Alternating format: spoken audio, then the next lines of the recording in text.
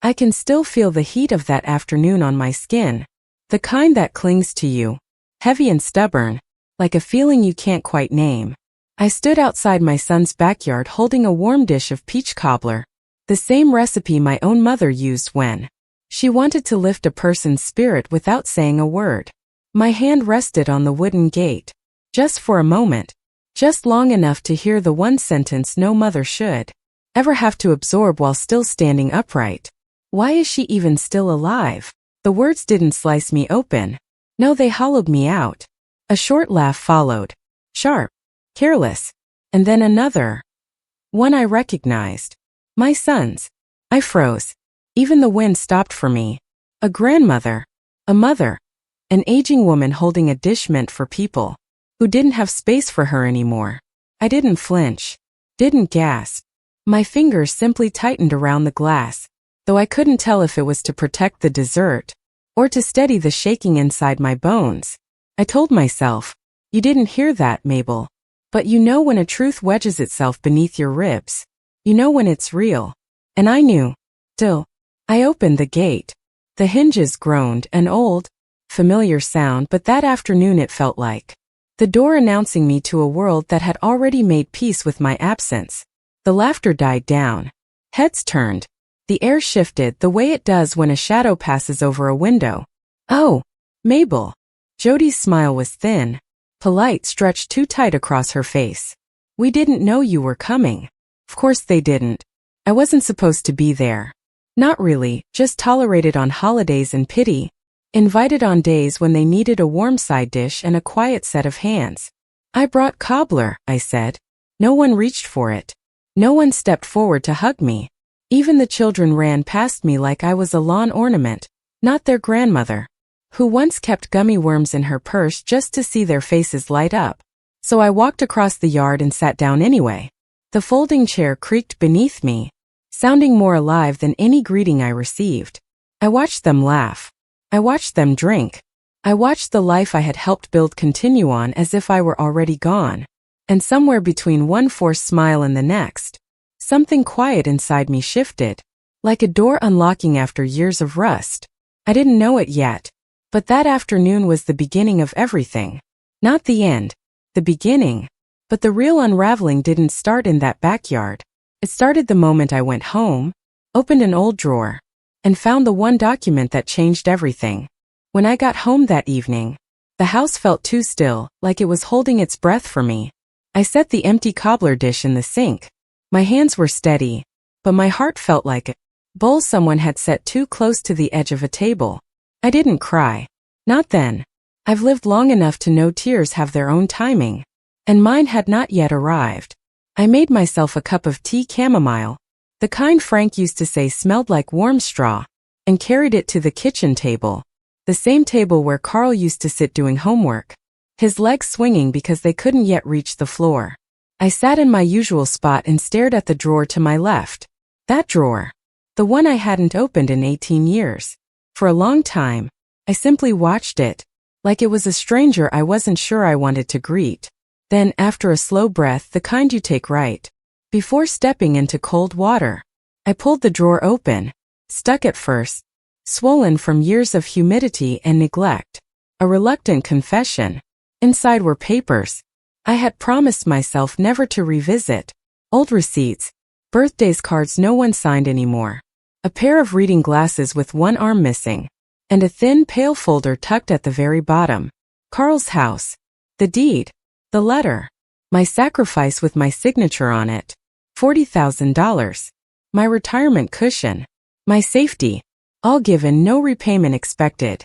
'Cause he'd said, "Mom, I won't make it without your help." And I, foolish in hope, had believed that when you give a child a foundation, they build a home that includes you. My hand trembled for the first time that day. I opened the letter. I had written to him years ago. Familiar handwriting, faded ink. "This money is yours, Carl. Not because I owe you anything, but because helping you build a life gives my own life meaning." Meaning? I almost laughed. How quickly meaning can be misplaced, or forgotten. I leaned back in my chair. Outside, the streetlight flickered. Inside, something sharper than regret pressed behind my ribs. Not anger. No, something else. A decision. But decisions need witnesses, even quiet ones. So I reached for the phone and dialed the only person I trusted with the parts of me I didn't show the world. Lena. She picked up on the second ring. Well, Mabel, she said, her voice warm enough to melt the frost forming in my chest. It's been a while. What trouble are we untangling today? I need to talk. I whispered. About property. About choices. About everything. She didn't ask for details. Come by tomorrow, she said. Bring the papers. And with that, something inside me clicked into place. Not broken, not bruised, but aligned. I closed the drawer gently, almost tenderly, like tucking in a child for the last time. The storm that had hovered over me all afternoon finally began to move. Not wildly, but with purpose. Because that night, in the quiet house where no one laughed at my presence, I made a silent promise. I would never again give away pieces of myself to people who didn't bother to look. But I had no idea that meeting Lena the next morning wouldn't just change papers. It would change the entire shape of my life. The next morning, I woke before the sun. The house was still. The way a room feels after everyone has left a party. Quiet, a little ashamed, still holding the echoes of things it didn't want to admit happened. I dressed carefully. Not fancy, just deliberate. Iron slacks, a soft blouse, and my old pearl earrings, the ones Frank gave me when I turned 40, and he said, wear these when you need courage. Mabel, pearls are just irritation transformed into beauty. How fitting, I thought, because irritation was exactly what had been living under my skin these past few years. When I stepped outside, the air was cool, almost forgiving, like the world was giving me one gentle pat before I went to do something that might hurt but needed doing. Lena's house stood on the corner of a quiet street, lined with trees that leaned toward each other like gossiping neighbors. I'd known her for years, but always at a distance. The kind of woman who carried calm the way others carried purses. She opened the door before I even knocked. There you are, she said, her warm brown eyes studying my face in a way that made me feel seen. Really seen for the first time in months. Come in, dear. You look like your mind has been sprinting all night. My mind hasn't sat down in years, I admitted. She smiled the way only old women with long histories smile, with understanding, not pity. We sat at her kitchen table, which was covered in neatly stacked folders and organized chaos. The smell of peppermint tea filled the room. I pulled the pale folder from my purse and placed it between us. This, I said softly, is what broke something in me last night. Lena opened it carefully. She didn't skim the way most people do when they think they already know your story. No, she read every line, every number, every detail. When she finished, she closed the folder gently. Mabel, she said, this wasn't just generous. This was everything. I gave him my safety. I whispered, my future. And yesterday he laughed while someone wondered why I'm still alive. Lena inhaled as low and steady the way someone does when they are choosing their words with care. You can't change that house gift, she said finally. Legally, it was a clean transfer. I know, I said. I didn't come here to undo the past. I came here to protect whatever little future I have left. She leaned back, folding her hands. Then we start now. You're not powerless, Mabel. You've simply been surrounded by people who preferred you believing that you are. Something stirred in me, something I hadn't felt since before Frank died. Strength. Not the loud kind. The quiet, stubborn, spine-straightening kind. Lena slid a checklist toward me. Simple steps. Clear instructions. A path forward. And just like that, the fog I'd been living in for years began to thin. The world sharpened. Edges returned where softness had been smudged for too long. As I left her house, her words followed me like a steady drumbeat. You're not powerless. I sat in my car for a long moment, letting the truth settle into the empty places inside me. Places that had gone hungry for far too long. For the first time in ages, I didn't feel small. I felt awake. But waking up is one thing. Taking action, the kind that ripples through every corner of your life, is another. And the first action I took would shock even me. When I woke the next morning, the house felt different. Not lighter, no, not yet. But clearer, as if a window had finally been cracked open after years of stale air. I sat at the kitchen table with Lena's checklist in front of me, each item like a small doorway leading somewhere new. The first one was simple, at least on paper. Revoke power of attorney. 3 words. Just ink on a page.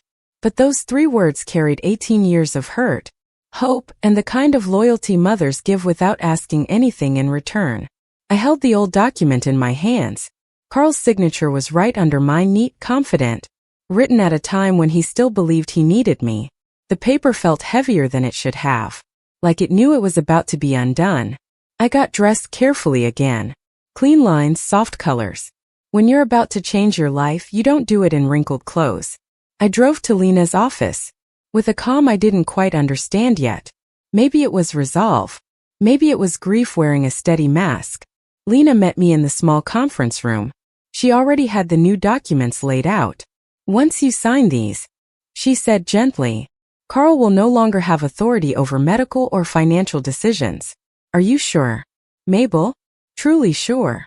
I took a breath, deep, steady, honest. Yes, I said.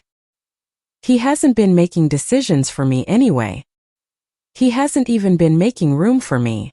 She nodded. Not with approval, but with respect. The kind women earn when they walk through fire and still keep their shoulders back. I signed. My name flowed across the page with surprising steadiness. The pen didn't shake. My heart didn't race. Just like that, years of silent dependence dissolved. Lena notarized the papers, stamped them crisp and official, then slid them toward me. First step done, she said softly. How do you feel? I thought about her question for a moment. I expected to feel guilty, or afraid, or lonely, but I didn't. I feel like I just returned something to myself, I said. Something I didn't realize I'd given away. She smiled. Good. That's what this is about. When I walked out of her office, the world looked just a shade different. Not brighter, but honest. I could finally see the lines of my life without someone else's shadow cast over them. I drove home slowly, each turn deliberate, each mile a small farewell to the version of me who had waited too long for kindness that never came. When I got home, I put the stamped papers in my lockbox, the safe one I kept tucked behind old linens. As I closed it, I felt something shift inside me. It wasn't revenge. It wasn't triumph. It was peace. A small peace, but peace nonetheless. I stood there a moment, letting myself feel it fully. The first goodbye was to the part of me that thought I owed my son everything. But revoking Carl's authority was only the beginning. The next choice I made was bigger, louder, and impossible for him to ignore. I woke the next morning with a strange steadiness in my chest, the kind that comes after you've finally told the truth, even if no one else has heard it yet. The sky outside was gray, the kind of soft cloud cover that makes the world feel quiet enough for big decisions. And that was exactly what I had planned. I made myself a cup of coffee, sat at the kitchen table with Lena's checklist beside me, and stared at the next item. Remove Carl from all accounts. All of them. For a moment, I just let the words settle. A mother's heart doesn't break cleanly, you see. It frays, it hesitates, it bargains with old memories. The tiny hands once wrapped around its fingers, the bedtime whispers, the scraped knees tended with kisses and band-aids. But love without respect is not love. It is an anchor, and I was tired of sinking. By late morning, I drove to First Mutual Credit Union, the same bank where I opened my first account with Frank, where we deposited spare change to save for Carl's school trips and Christmas gifts he never remembered years later. A young woman named Trina greeted me. She had bright eyes and the sort of straightforward kindness that isn't taught. How can I help you today, ma'am? I want to review all authorized users on my accounts, I said. She clicked a few keys. Then she looked up with a small, polite smile. You have one cosigner and one authorized cardholder. Carl J. Hemsworth. Your son. Used to be, I said softly. Her smile faded into something more careful. Would you like to remove him? I didn't hesitate. Yes. Trina didn't push, didn't pry, didn't look at me with pity or judgment. She simply nodded and got to work, the steady clacking of keys sounding like a chain being unfastened link by link. As she typed, I noticed the plant on her desk, a pot hose trailing down like a green waterfall. I used to keep one just like it in Carl's nursery. He once stuck his little hands into the soil, giggling like he'd discovered buried treasure. That memory didn't hurt. Not anymore. Simply existed. Everything is updated, Trina finally said. His access has been removed entirely. Your accounts are now protected. I inhaled slowly. It felt like breathing for the first time in years. I'd also like to reset my security questions, change my online login, and lock the accounts unless I come in personally. I added, "Of course," she said and continued typing. When everything was finished, she printed out the paperwork and slid it toward me. "Is there anything else you'd like to change today?" I looked at my signature on the forms, the clean, neat loops of my name. "Yes," I said. "I'd like to choose myself." Her eyes softened in a way that told me she understood more than she let on. As I left the bank, the weight inside me didn't disappear, but it redistributed, shifted, balanced. I walked to my car with a quiet certainty. I was no longer waiting for my son to treat me as if I mattered. I was learning to matter to myself. But the moment Carl realized his name had vanished from my accounts, that confrontation shook the walls of my house. It was 3 days after visiting the bank when I heard the sound. A car engine. Slow. Hesitant. The kind of idling that belongs to someone rehearsing what they might say. I didn't need to look out the window to know it was Carl. A mother knows her child's footsteps, their voice, their habits. And yes, even the sound of their uncertainty. He didn't walk to the door right away. I heard the engine cut off, then silence. Then finally the knock. 3 taps. Soft. Unsure. The kind a boy uses when he's afraid his mother might be upset. Except the boy was long gone. The man standing on my porch was the one who had laughed days earlier while his wife asked why I was still alive. I stood behind the door, hands steady, heart surprisingly calm. "Mom," he called, voice muffled through the wood. "Mom, please open the door." I didn't. Another knock, firmer this time. "You changed your locks," he said. A pause. "You changed the accounts. The bank called. They said they couldn't confirm anything for me." I closed my eyes. Not in pain, in clarity. He knocked again. "Mom, what's going on?" What was going on? Years. Years of small cuts. Years of "we forgot to tell you." Years of "you can sit over there, Mom."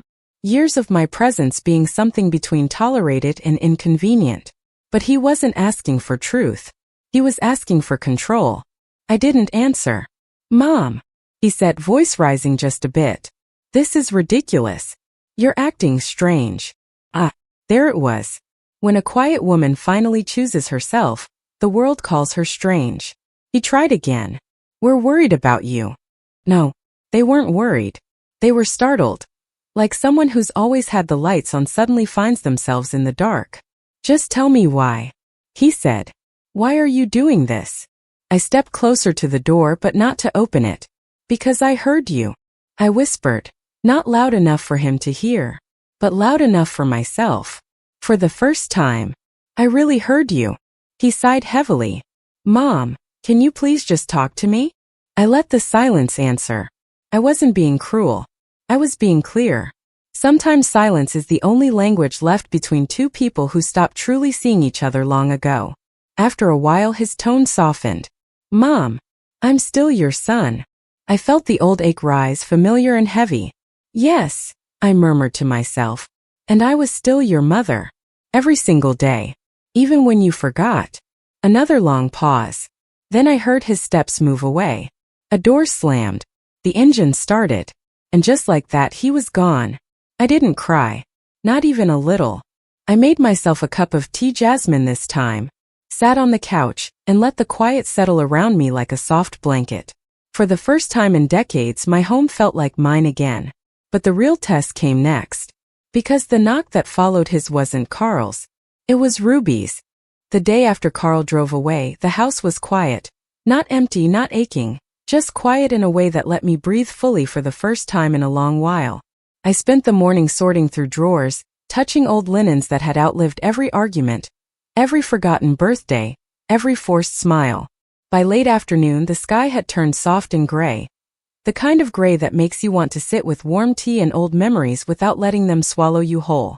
I had just taken banana bread out of the oven. Old habits linger, even when the people you baked for don't. When I heard it, a knock. Gentle, uncertain, almost apologetic. Not Carl's. I didn't need to guess who it was.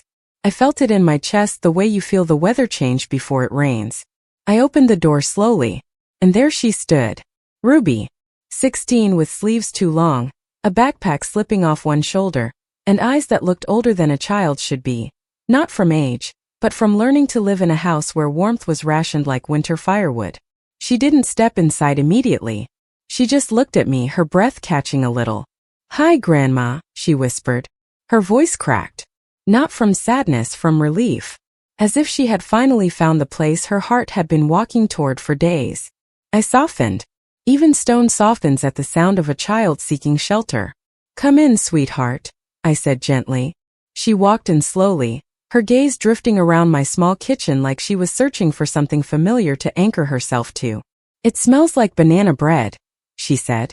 "It is," I replied. "Still warm." She swallowed hard. Her eyes grew glossy. For a moment she didn't speak. She stood very still, hands in her sleeves, shoulders tight. And I knew, not from words but from the quiet, that something heavy was sitting on her heart. So I waited. Old women learn the magic of waiting. We know not to rush a child untangling their courage. Finally, she whispered, "I'm sorry. I didn't ask what for." Sometimes the apology matters more than the reason.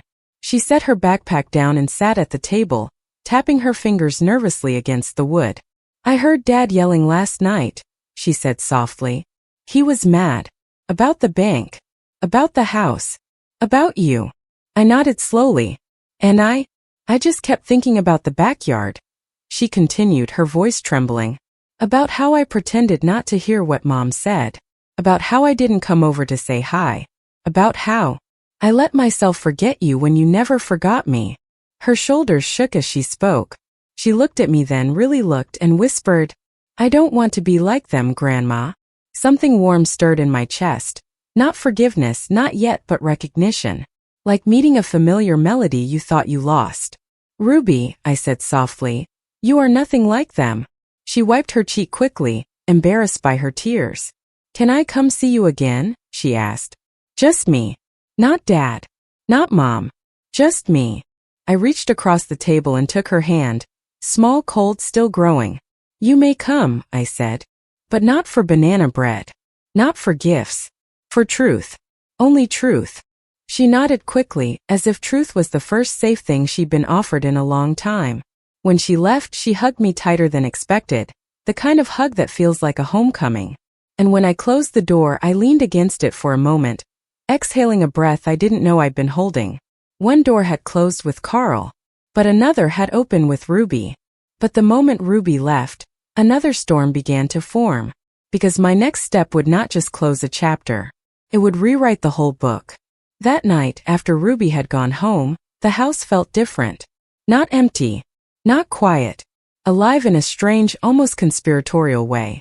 I moved from room to room, turning lights on and off, listening to the subtle creaks and groans of the old floorboards. Each sound felt sharper, more intimate, like the house itself was aware of the decisions looming over me. I knew what I had to do, but I also knew I had to hide it first.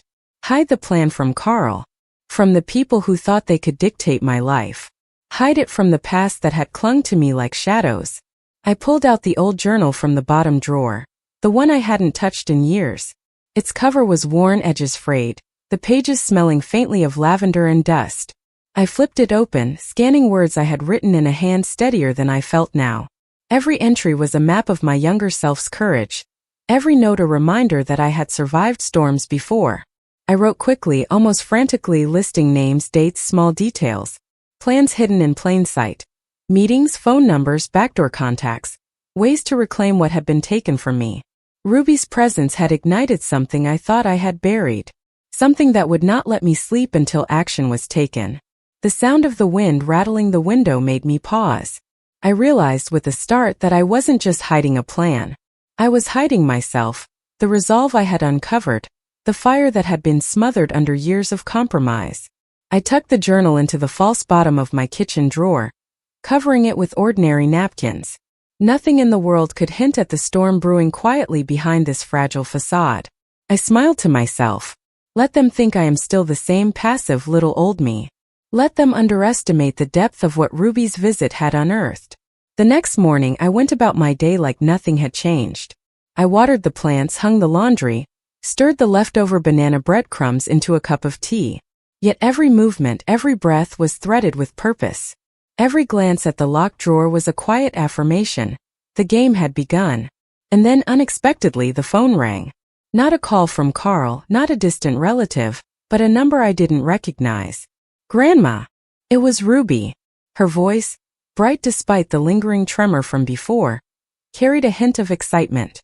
I found something, she said. Something I think you'll want to see. But I can't tell Dad. Not yet. I felt it then, the alignment of two small stubborn hearts plotting quietly, daringly against the world. We were hiding together now. And somehow that made the storm outside feel irrelevant. I leaned back in my chair, letting the silence stretch just long enough to savor it. The truth, I realized, is always the strongest thing we can hide, until the moment we decide it cannot be hidden any longer. By the time the sun set, the first move of our quiet rebellion had been made. But storms, as I've learned, are never satisfied with a single gust. The question now was not whether the world would notice, but whether we were ready to face what it would do when it finally did. The morning after Ruby's call, the house felt charged, as if the walls themselves were holding their breath. I moved quietly, careful not to disturb the fragile calm I had built, but every creak of the floorboards felt louder, more dangerous. Ruby was coming over. Alone. That much was clear from her whispered message last night. And I knew, just as I had known when Carl left, that this visit would change everything. I prepared a small space at the kitchen table. Not with banana bread, not with gifts, but with a notebook, pens, and the faint scent of lavender from the old sachets I kept in drawers for moments like this. When she arrived, she hesitated at the doorway, as though testing whether the storm had passed. Her backpack sagged heavier than usual, her hair falling in front of her eyes like a curtain she didn't want to lift. "Grandma," she said softly, her voice carrying that same mix of fear and excitement that always preceded revelations. "I found something in Dad's office." I leaned back, letting her words settle like stones in water. "What is it, sweetheart?" She reached into her backpack and pulled out a folded envelope, its edges slightly torn, its seal broken. "I don't know all of it," she admitted. "But it looks like there's money missing. And some papers about the house, things that aren't right." My heart skipped. Not out of fear, out of confirmation. The puzzle pieces I had long suspected were finally clicking into place. I nodded slowly. "Let's see it." We spread the contents across the table, careful not to spill a single detail. Letters, bills, bank statements, and scribbled notes. Small betrayals hidden in plain sight. Ruby's fingers trembled as she traced the lines of ink, realizing the depth of what her family had tried to hide from her. This is huge," she whispered.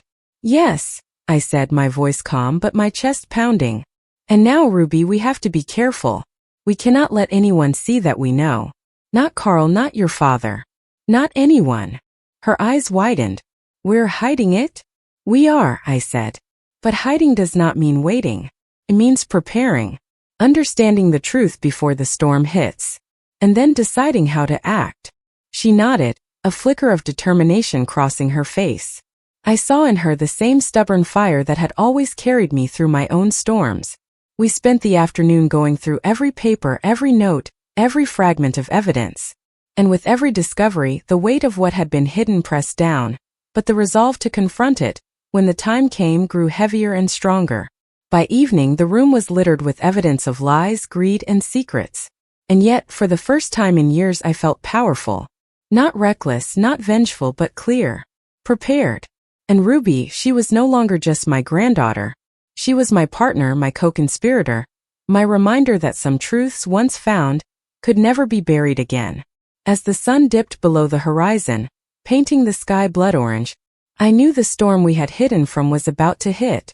And when it did, we would either rise stronger or be swept away entirely. There was no middle ground. The next morning, the sky was the color of iron. Low, heavy clouds pressed down on the town, and every gust of wind rattled the windows like a warning. Ruby arrived early, backpack forgotten at the door, her face set in determined silence. We didn't speak at first. Words felt unnecessary. The papers from yesterday lay spread across the kitchen table again. A chaotic map of betrayal. Every document, every note, a silent accusation against the people who thought they could control us. Then came the first sign. The sound of a car pulling up the driveway. Not Ruby's dad. Not Carl. Someone else, unexpected.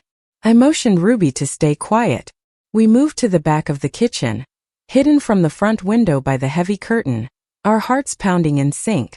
Through the glass I saw him, an older man I barely recognized, carrying a briefcase that looked far too heavy for such a polite smile. His eyes scanned the house, sharp, calculating. "Who is that?" Ruby whispered, her voice trembling. "Someone who should never have been part of this," I replied softly. "And someone who will force our hand if we let him." We watched as he approached the door, his steps deliberate. And then the knock. Hard. Insistent. Like thunder cracking against the quiet walls. Ruby's grip tightened on my hand. "Grandma," she said, almost as a warning. I opened the door slightly, just enough to peer out, and froze. The man's eyes were fixed on the house, on us, as if he knew exactly what secrets we had uncovered. "You're hiding something," he said, his voice low and sharp, slicing through the kitchen stillness. "And I'm here to make sure it doesn't get out." Ruby gasped, pulling back. I took a slow breath, forcing calm into my voice. "We're not hiding anything illegal," I said, though I knew this was only partially true. "We're protecting the truth, something you don't seem to understand." He smirked, placing the briefcase on the step. "Truth? You think you can handle the truth? Some things are meant to stay buried." Ruby's eyes narrowed. "No. Some things are meant to be uncovered." For the first time I saw her fully transformed. The child who had walked in timid and unsure yesterday was now standing beside me, unafraid, ready to face whatever storm came. The man opened his briefcase slowly, revealing papers even more damning than the ones Ruby had found. But instead of fear, I felt a strange clarity. The storm had arrived, and now, hiding or not, we had to act. I leaned forward, my voice steady, carrying all the years of survival I had accumulated. "If you want to intimidate us," I said, "you've chosen the wrong house. We've seen storms before, and we've learned how to endure. Now it's your turn to understand. The truth doesn't hide. It fights back." The man paused, studying us, measuring the strength he hadn't expected. Outside, the wind howled louder, shaking the windows, as though the storm itself had heard me and was ready to lend its power. Ruby stepped forward, her small hand gripping mine. "And we're not afraid of it anymore," she said. For the first time I realized the storm was not just outside. It had been inside us all along, the fear, the anger, the secrets. And now at last it had someone to confront. The first confrontation had begun, but storms never come alone. And as the clouds broke and lightning split the sky, I knew this was only the opening move. The battle for truth, for justice, for Ruby's future had just begun. And nothing would ever be the same. The storm outside was relentless. Rain lashed against the windows like a warning, and the wind rattled the roof with unrelenting force. Inside, the tension was no less fierce. The man with the briefcase, a stranger with too many answers, stood in my kitchen, his eyes darting between Ruby and me as if trying to read our next move. "You don't understand," he said again, voice sharp, clipped. "Some of the people you trust aren't on your side." Ruby's hand tightened on mine. I could feel her heartbeat, fast and steady at the same time. She was learning quickly that storms weren't just outside, they lived in the people around you. "Who isn't?"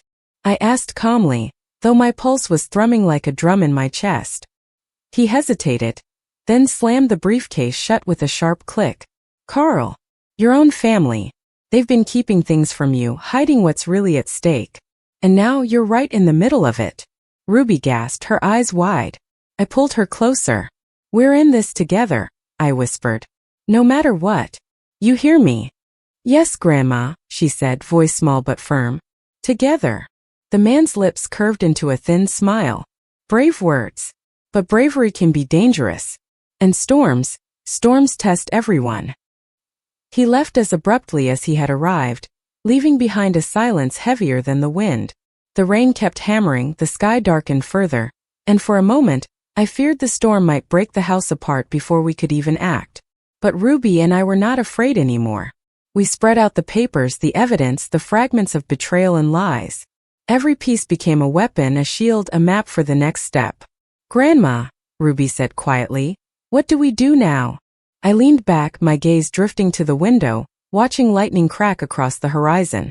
"Now," I said slowly, "we choose our allies. And we find the courage to confront the ones who think they can hide the truth forever."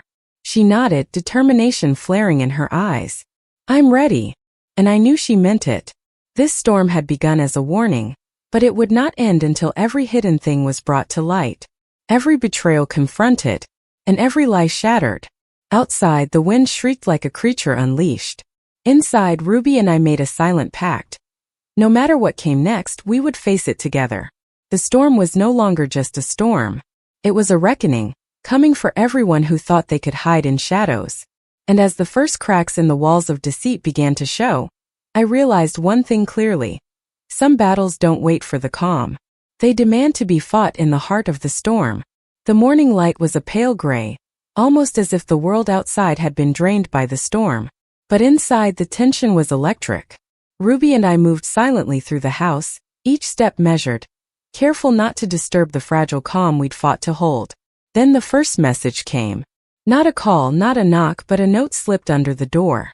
I picked it up, unfolding the thin paper with fingers that trembled ever so slightly. "Some truths are meant to destroy. Be careful who you trust." Ruby read over my shoulder, her face paling. "Grandma, it's from him," she whispered. "From the man yesterday." I nodded. "Yes, and he's right. Some truths can hurt, but hiding them won't stop the damage. It only delays it." We spent the next hour going through every lead, every document, every scrap of evidence. And then the betrayal became clear. Carl had known more than I realized. More than he had let on. The missing money, the secret dealings, the manipulations, they all traced back to him. Ruby's hand trembled in mine. "He lied to us? To you?" "Yes," I said, my voice quiet, but each word carrying a cold certainty. "And now we have to act before he can cover it up completely." Outside, the storm had worsened. Lightning split the sky, thunder rattling the windows like a warning shot. Rain pounded against the roof, relentless, unyielding. And inside, Ruby and I were preparing for our own kind of storm. We moved quickly, gathering evidence, making copies, photographing documents. Every action was deliberate, precise. A counterstrike against the lies that had threatened to drown us. Ruby watched, learning the rhythm of courage and patience, how truth could be wielded like a weapon when the timing was right. Then the front door burst open. Carl. His face was twisted with anger, surprise, and something darker, fear. What are you doing?" he demanded, eyes darting around the kitchen. I stepped forward, calm but resolute. "We're doing what should have been done a long time ago. Exposing the truth." Ruby stood beside me, small but unwavering. "You lied. You hid things. And we're not letting you hide anymore." Carl's jaw tightened. "You don't understand." "I understand perfectly," I said. "I understand that some storms aren't meant to be ignored. And this one ends now." Outside, the thunder shook the walls. Inside, the confrontation had begun. Every secret, every betrayal, every lie that had been buried was coming to light. And Ruby, for the first time in her young life, saw the power of truth, of courage, of standing unwavering in the face of storms that seemed unstoppable. The storm outside mirrored the chaos inside. And as Carl's anger met Ruby's determination and my long-held resolve, I realized this was more than confrontation. It was a reckoning. One that would change everything. The storm outside had reached its peak, thrashing the trees and sending torrents of rain down the driveway. Inside, the air was thick with tension. Carl's presence filled the kitchen, but for the first time I didn't feel small.